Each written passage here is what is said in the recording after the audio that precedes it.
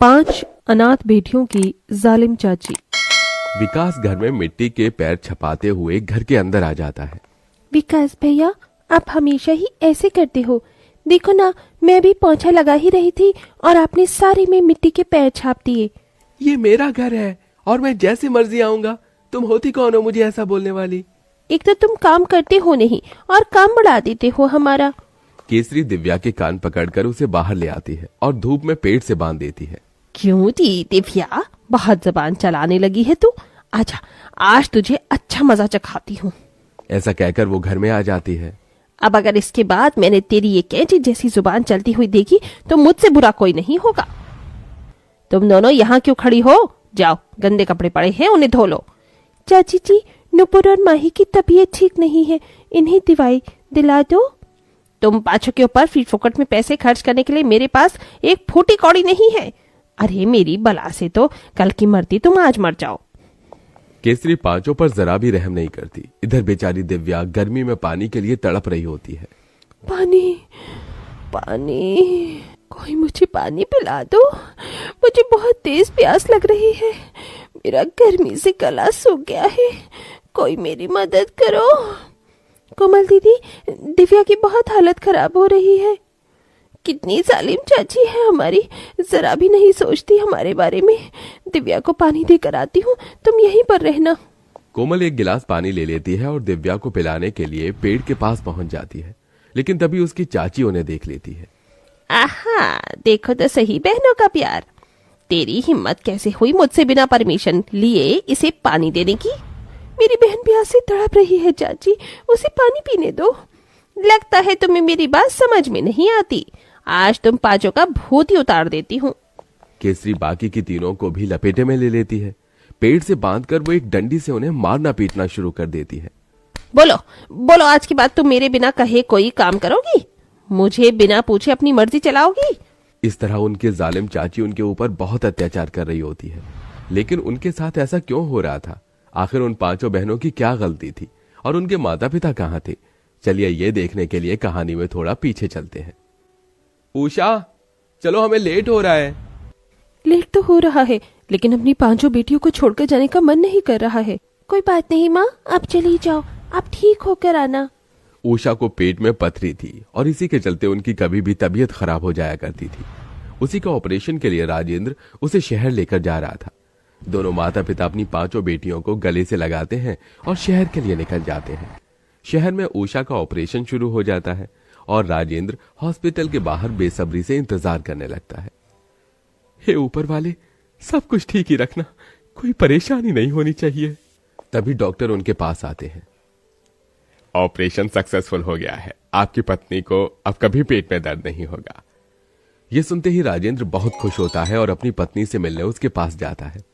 उषा, मेरी डॉक्टर से बात हो गई है, कल तुम्हें डिस्चार्ज मिल जाएगा, फिर हम वापस अपने गांव अपनी बेटियों के पास पहुंच जाएंगे।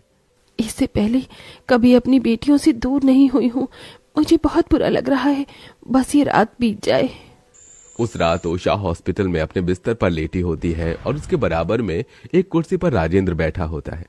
लेकिन अचानक से बहुत तेज भूकंप आता है और अस्पताल की पूरी बिल्डिंग गिर जाती है। इसी के चलते उषा और राजेंद्र भगवान को प्यारे हो जाते हैं। चाचा, चाचा, आप रो क्यों रहे हो? माँ और पिताजी को गए हुए आज 3 दिन हो गए हैं, वो अभी तक नहीं आए हैं।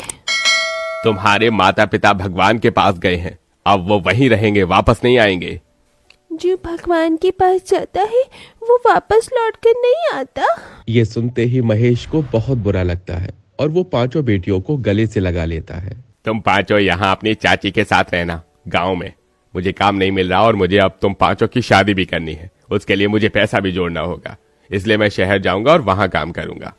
चाचा जी, माँ और पिताजी तो चले गए, अब आप भी हमें छोड़कर जा रहे हो? ऐसा मत कहो, मैं तुम्हें जरूर मिलने आऊंगा। महेश ऐसा कहकर शहर की बस पकड़कर चला जाता है। उसके जाने के बाद केसरी को 5 बेटियां बोझ लगने लगती हैं। फ्री फोकट के खाने को तुम 5 को नहीं मिलेगी।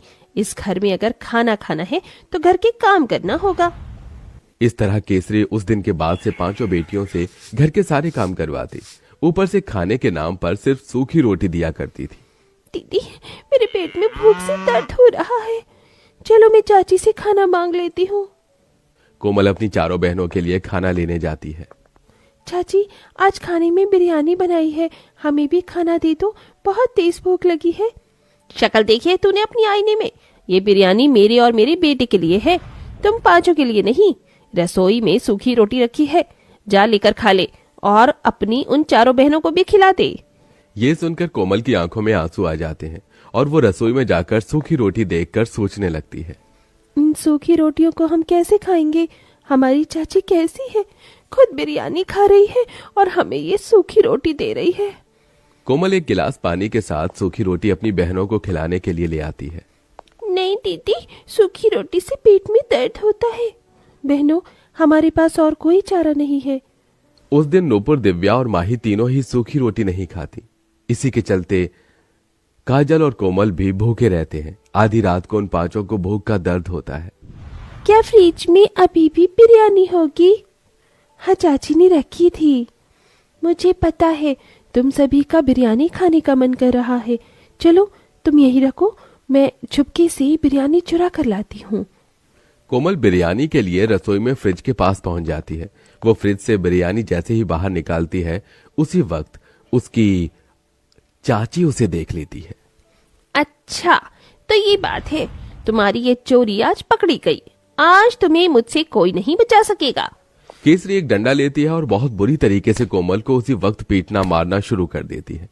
कोमल बहुत तेज चीखती है। उसकी चारों बहनें उसकी आवाज सुनकर रसोई में पहुंच जाती हैं। केसरी उन्हें भी मारती है। आज के बाद अगर खाने की चोरी की ना तो मुझसे बुरा कोई नहीं होगा। चली जाओ यहाँ से। पांचों बहनें रोते हुए गौशाला में आ जाती हैं। दीदी, हमारी चाची इतनी जालिम क्यों है? उन्हें हमारे ऊपर तरस नहीं आता? जब हमारे माता पिता है ही नहीं तो हम यहाँ क्यों रुके हैं? दीदी, यहाँ से बहुत दूर चलो, भाग चलते हैं यहाँ से। लेकिन कहाँ जाएंगे? ना तो पैसा है और ना ही सर पर छत। दीदी, हमारी किस्मत हमें जहाँ लेकर जाएगी हम वहीं चले जाएंगे, बस आप यहाँ से भाग चलो। उस रात पांचों बहनें अपनी चाची के घर से भागने का सोच लेती हैं। वो केसरी के सोते ही दरवाजे से छुपकर बाहर निकल आती हैं और भागना शुरू कर देती हैं। भागते भागते वो बहुत दूर पहुंच जाती हैं। आज की रात इस पेड़ के नीचे ही सो जाते हैं, कल देखेंगे। अगले दिन जब सवेरा होता है तो अपने आप को रेलवे स्टेशन की जगह पर पाती हैं। रेलवे स्टेशन पर उनके पास भीख मांगकर गुजारा करने के अलावा और कुछ नहीं था। भीख मांगने से अच्छा है कि मैं खुद से कुछ काम करूं। वो देखो, वो आदमी लोगों के जूते साफ करके पैसे कमा रहा है, मैं भी यही करूंगी। इस तरह कोमल एक कपड़ा और कुछ जूते साफ करने का सामान लेकर बैठ जाती है, जिसके बाद वो लोगों के जूते चप्पल साफ करके पैसे कमाती है। अब मेरे पास पैसे हैं, मेरी बहनें जो खाएंगी मैं उन्हें खिलाऊंगी। गरीब बहन एक रेस्टोरेंट के बाहर जाने वाली होती हैं, लेकिन वहां का सिक्योरिटी गार्ड उन्हें भगा देता है, जिसके बाद वो एक ठेले पर जाकर समोसे खाती हैं।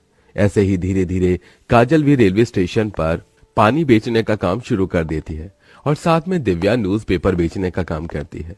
तीनों बहनें मेहनत करके पैसा कमाती हैं और अपने लिए एक किराए का घर ले लेती हैं। वक्त के साथ वो बड़ी हो जाती हैं, जिसमें से नूपुर और माही पढ़ाई कर रही होती हैं और तीनों बड़ी बहनें काम करके घर चलाती हैं। एक दिन रेलवे स्टेशन पर महेश कोमल को देख लेता है। क्या तुम कोमल हो? चाचा जी, आप यहाँ? महेश कोमल को गले से लगा लेता है। मेरी बेटी, मैंने तुझे कहां कहां नहीं ढूंढा। अपने चाचा को देखते ही कोमल रो पड़ती है और रोते रोते अपनी चाची के किए जुल्म बताती है। और फिर चाचा जी, हम यहाँ भाग कर आए। हम तीनों बहनों ने मेहनत करके पैसा कमाया और दोनों छोटी बहनों को पढ़ाया। तुम्हारी चाची ने तुम्हारे साथ ये सब किया, मुझे तो पता ही नहीं था। उसे उसकी सजा जरूर मिलेगी। मुझे माफ कर देना बेटी, मैं तुम्हारी परवरिश तो नहीं कर पाया, लेकिन अपना वादा जरूर पूरा करूंगा। तुम पांचों की शादी मैं करूंगा क्योंकि तुम मेरी बेटी हो। चलो मेरे साथ घर। महेश उन पांचों को घर ले आता है, जहां महेश केसरी से कहता है, तुम इंसान हो या फिर जल्लाद, इन मासूम लड़कियों के ऊपर तुमने इतने जुल्म कैसे कर सकती हो? तुम मेरी पत्नी कहलाने के लायक नहीं हो। निकल जाओ इस घर से, ये घर इन पांचों का है। ये सुनते ही केसरी के पैरों तले जमीन खिसक जाती है और वो रोते हुए कहती है, मैंने इन पांचों के साथ बहुत बुरा किया, लेकिन मेरे बारे में तो सोचो। इस बुढ़ापे में आकर, लेकिन अब मैं कहाँ जाऊंगी? मेरा बेटा भी मुझे छोड़कर चला गया।